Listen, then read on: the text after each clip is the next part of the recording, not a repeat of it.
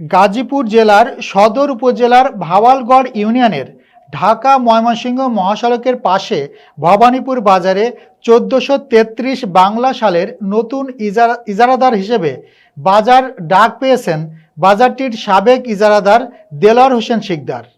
এ সময় তিনি সাংবাদিকদেরকে জানান, সাংবাদিক বন্ধুগণ উপস্থিত, আমি মোহাম্মদ দেলোয়ার হোসেন শিকদার ১৪৩৩ সালের নতুন ইজারাদার হিসাবে আসতেছি।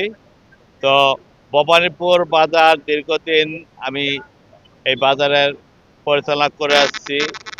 তো বাজারের যারা প্রবীণ ব্যবসায়ী আছে, যারা সবাই খুব সুন্দর সহযোগিতা করে এবং এবার আমার আগের মনে ন্যায় করবে আশাবাদী আমি।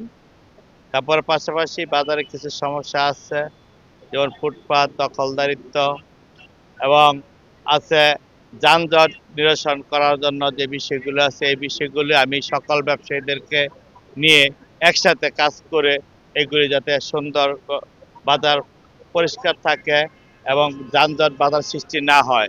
পাশাপাশি সাংবাদিক বন্ধুগণ, পুলিশ প্রশাসন সকলের সহযোগিতা কামনা করি এবং আগামী দিন একটা সুন্দর পরিবেশে ভবানীপুর বাজার যেমন ঐতিহ্যবাহী ভবানীপুর, সেই ঐতিহ্য যেন আমরা ফিরে আনতে পারি, আমি সকল ব্যবসায়ীদের প্রতি এই ব্যাপারে আশাবাদ ব্যক্ত করি এবং আমি জানি সকল ব্যবসায়ীরা আমার সাথে সহযোগিতা করে, বিগত দিন করছে এবং সামনে করবে। আরেকটা জিনিস, ঐতিহ্যবাহী ভবানীপুরে জানেন আপনারা আম কাঁঠাল বেলের ঐতিহ্য। এই ভবানীপুর বাজারে আম কাঁঠাল বেল, এটার সুনাম পুরা বাংলাদেশে বিরাজমান।